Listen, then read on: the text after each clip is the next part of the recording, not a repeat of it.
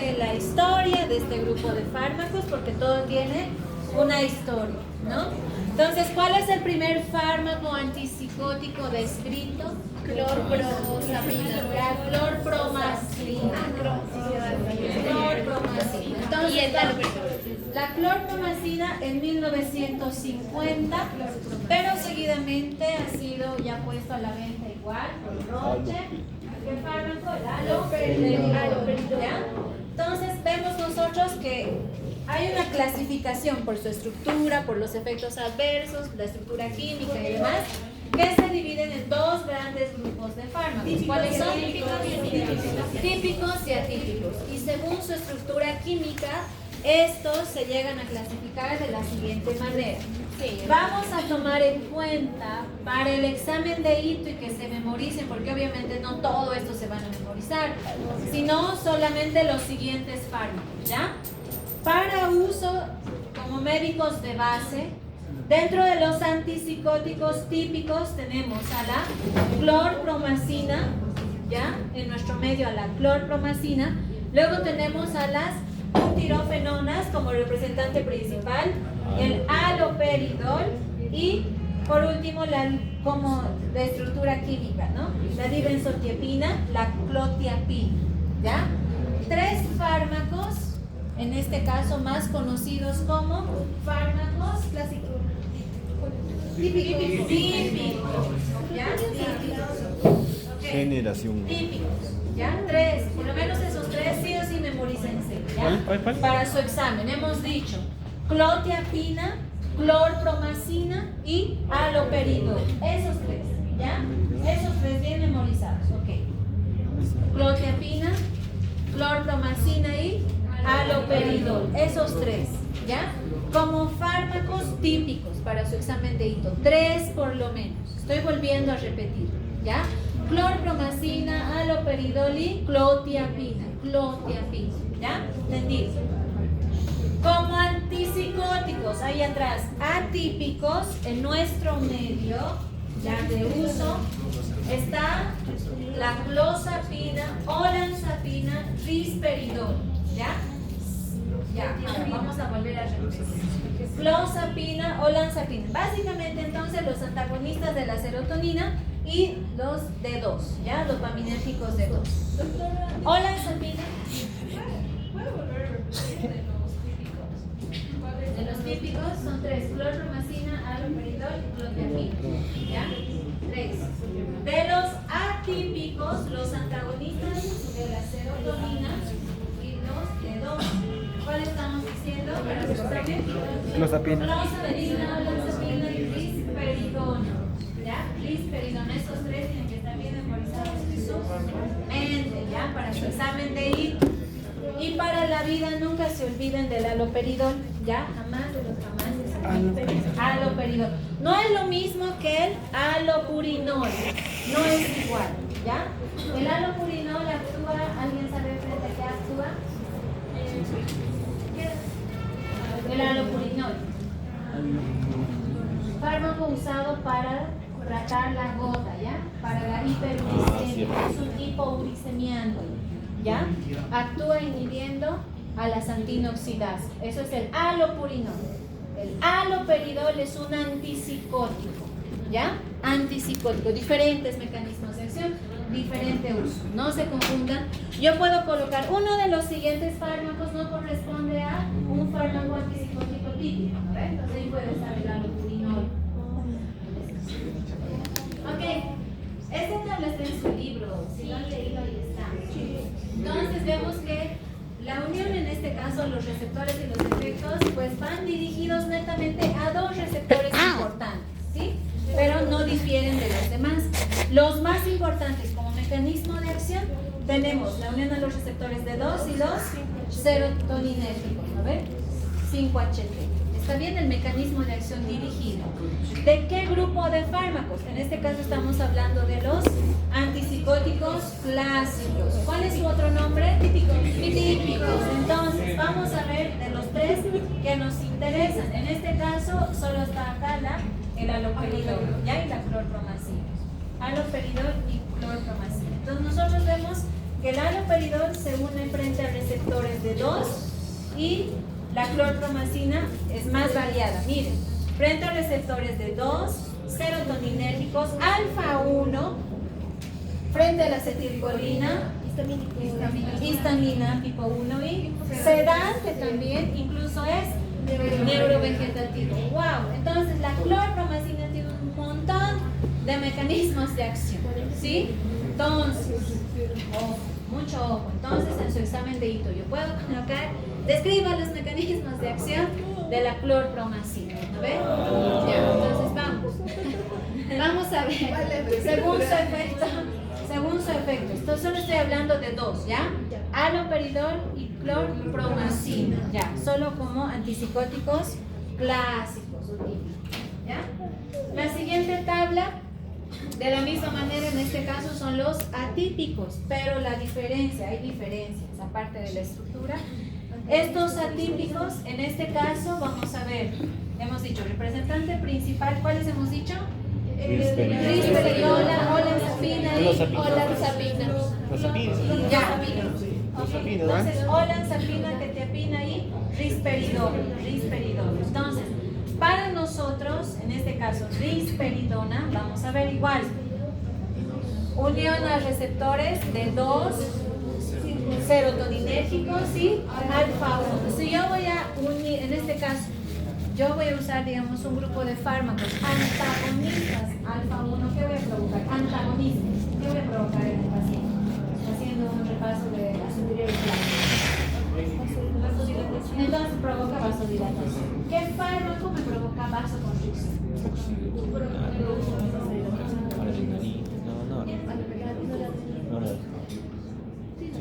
Sí, la noradrenalina, no dudes. Ya. Entonces pasamos.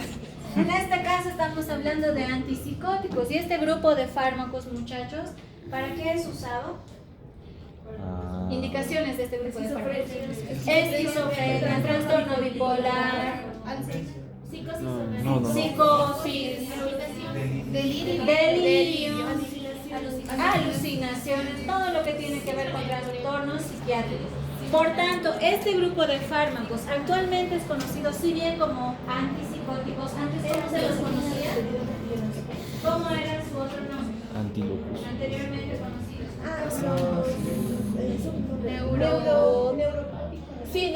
Neurolépticos. Eran neurolépticos.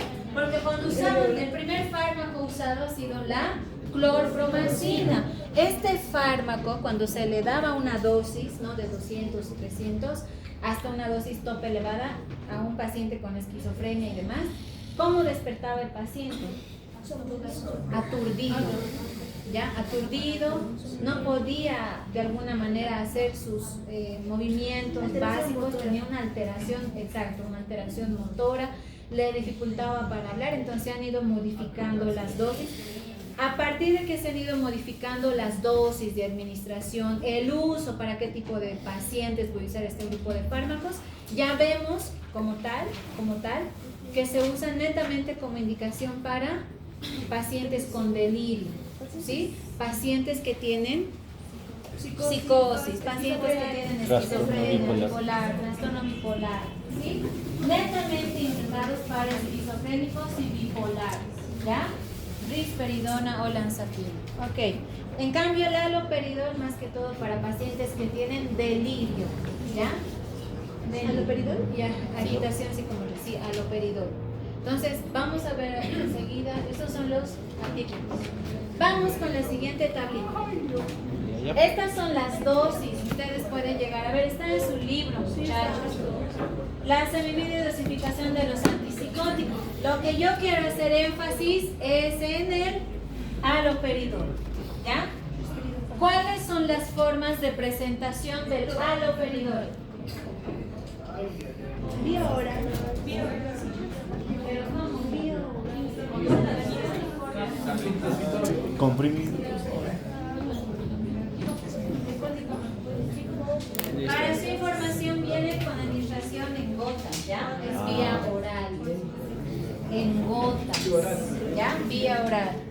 Gotas. También vienen comprimidos, pero bien, miren la dosis. El haloperidol máxima dosis máxima es 20 miligramos día. Pero si vamos a hablar en gotas, en un paciente, por ejemplo, que está delirando, en un paciente que está... en un paciente que está con la crisis, en ese caso de esquizofrenia, está psicótico, está delirando, yo llego a usar 5, incluso hasta 7, 8 gotas de haloperidol. Si voy a usar más de esas gotas, puedo llegar a provocar ¿qué efecto adverso?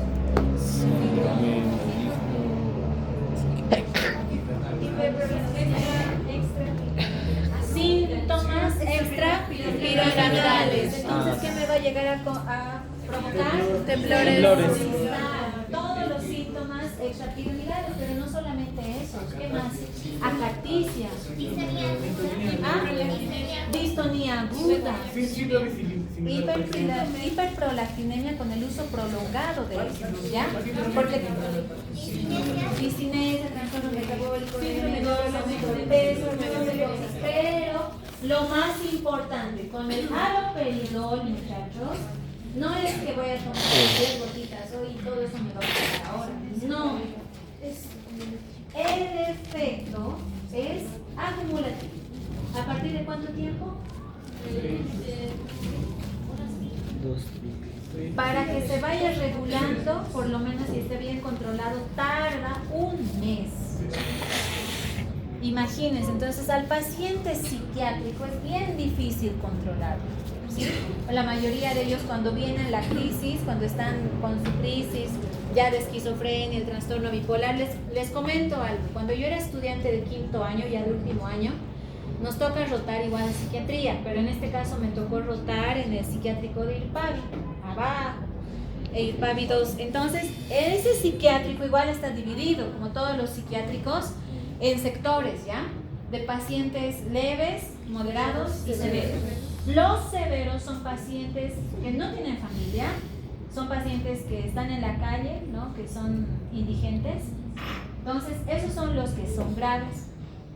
En mi caso, al rotar con mi doctora, la doctora que ya no me acuerdo, Pérez, ya, pero he rotado con ella. Cuando roté con ella me tocó ver un paciente que era una paciente bipolar, ¿ya? Esta señora, y les digo, es caso de vida real, no les miento.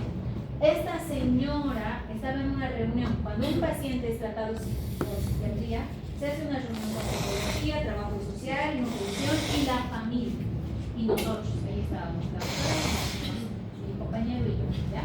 Estamos ahí sentaditos y el relato va de la siguiente manera. Señora de 28 años de edad, tenía 2 hijos varones, no trabajaba, no tenía trabajo, ya ella era veterinaria pero había sido despedida, no tenía trabajo y se dedicaba a limpiar, todo el tiempo se dedicaba a limpiar. Tenía un trastorno obsesivo compulsivo y también bipolar, ¿ya? Esta señora quería ver todo tan limpio, que ha provocado el envenenamiento de sus hijos, porque ha hecho los 2 pequeñitos que tenía, uno de 3 años y el otro de 5 años. Normalmente todos hacen pis y popó, ¿no ven?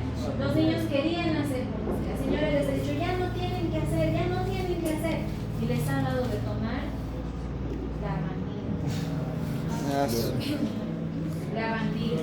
Los 2 niños han sido internados en el hospital del niño con problemas, ¿no? De daño en mucosa gastrointestinal. La señora, obviamente internada, le han quitado la custodia, un problema familiar terrible. Ella ya estaba medicada con el haloperidol, pero lo ha dejado, ¿ya?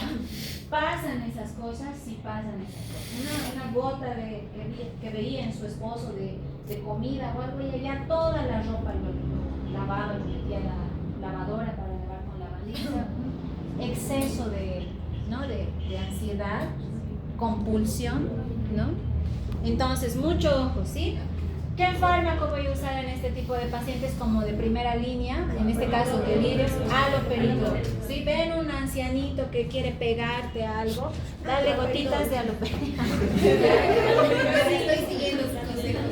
Por lo menos 5 gotitas. ¿Ya? Haloperidol. ¿Ya?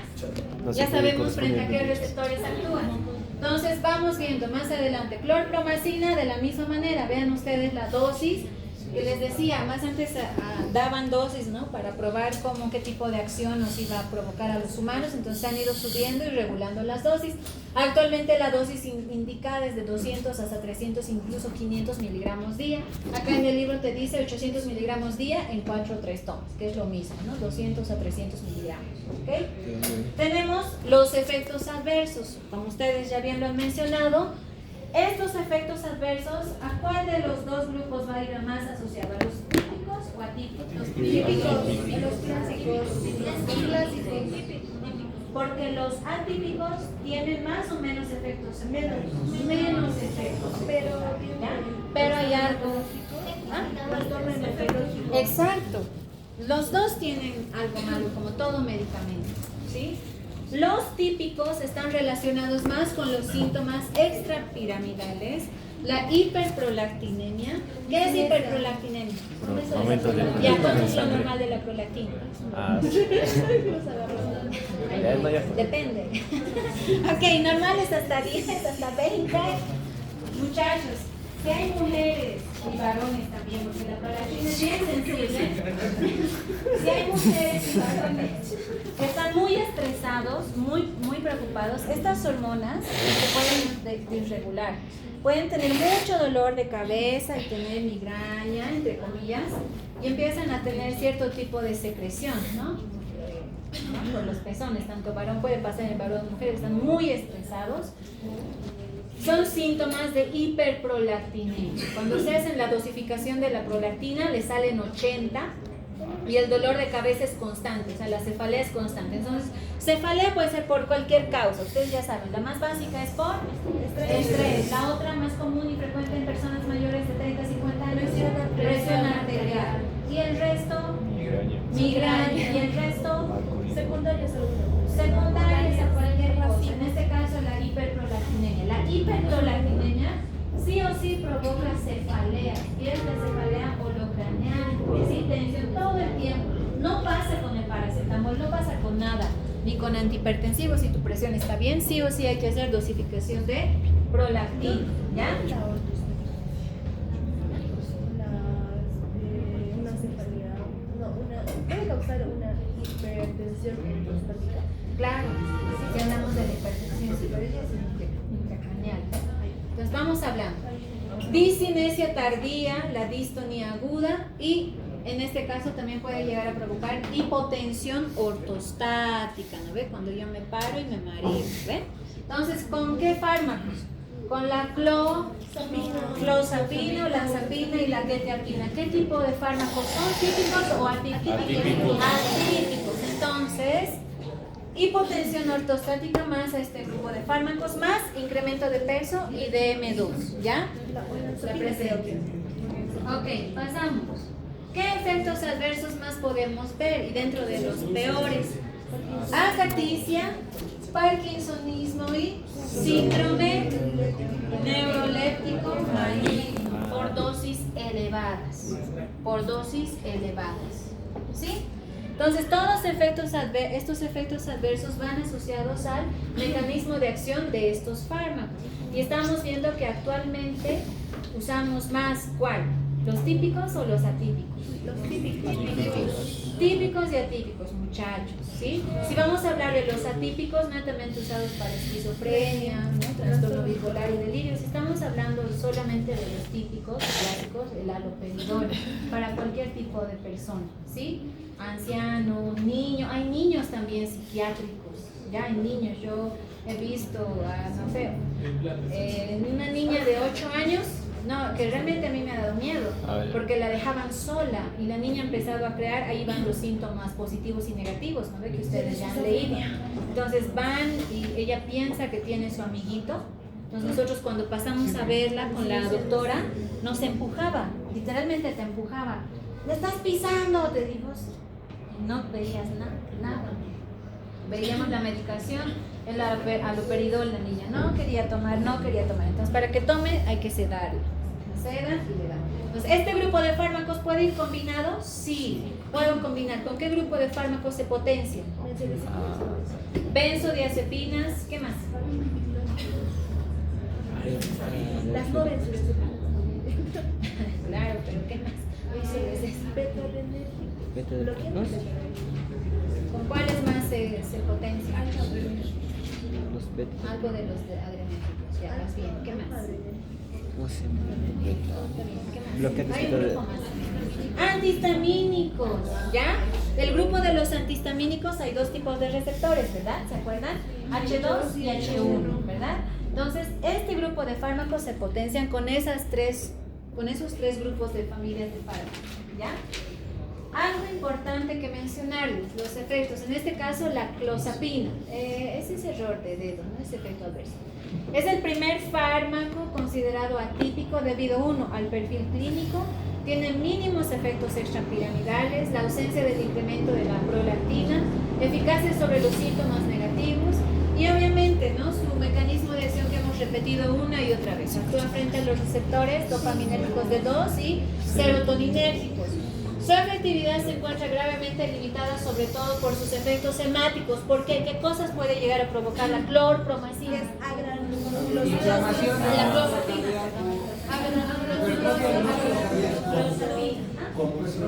Agranulocitosis.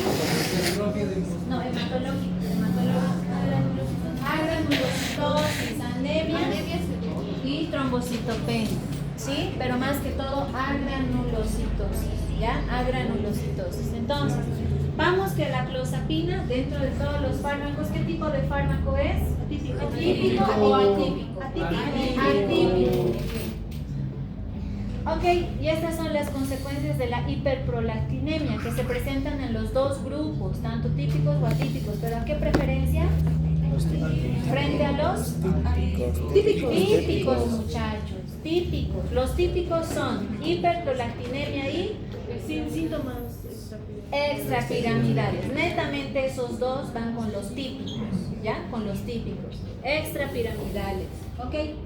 Aumento de peso y el DN2 la olanzapina. en los atípicos. Muy bien, Dayana. Entonces, dentro de la hiperprolactinemia, yo voy a ver, miren, alteraciones a nivel menstrual, sexual, mamas, huesos, sistema cardiovascular, incluso alteración del comportamiento. Si nosotros vamos a ver y leer la hiperprolactinemia en estos pacientes que son esquizofrénicos, que tienen trastorno bipolar, ¿no?, incluso algo de trastorno obsesivo compulsivo, a veces vienen combinados. Entonces necesito usar grupos de fármacos que, uno, hagan que el paciente pueda aceptar la medicación. El esquizofrénico delira. O sea, tú le quieres dar algo, es para él bien, pero él piensa que está mal. Que está, exacto, piensa que le quieres hacer daño, que no quieres que se sane, piensa que le quieres matar, ¿no? Entonces, para tratar este grupo de pacientes, sí o sí, en su mayoría, se los seda, ¿ya? Entonces, ¿con qué fármaco se los seda? Puede ser diazepam si está en su crisis, le puedo dar por vía oral para que se mantenga más estable el clonazepam, ¿ya? Ustedes tienen que saber, y les vuelvo a repetir, vienen fármacos con su nombre genérico, por eso les digo, cuando compren fármacos, vean, pues lean. Si te están diciendo, por ejemplo, hace rato me preguntaba, Neuril, ¿es lo mismo que clonazepam? Claro, porque la forma farmacéutica, el nombre genérico es el clonazepam. El nombre comercial es Neuril, es lo mismo que el antigripal leche, lo mismo que el Tapsin. Entonces, todos tienen paracetamol, difenidinato, difenidamina, ¿no? Entonces, necesitamos entender eso, ¿sí? Ok, hasta aquí es su examen de hito, ¿ya? Todo lo que tiene que ver antipsicóticos, todo lo que hemos visto la anterior semana, y todo lo que son beta-agonistas, antagonistas, alfa, beta-adrenérgicos, muscarínicos, dopaminérgicos, estos que son antipsicóticos. ¿Qué más nos pasa? Dos más hemos visto, hipnóticos y ansiolíticos. Todo eso es para su examen de la siguiente semana, ¿ya? Para el examen personal.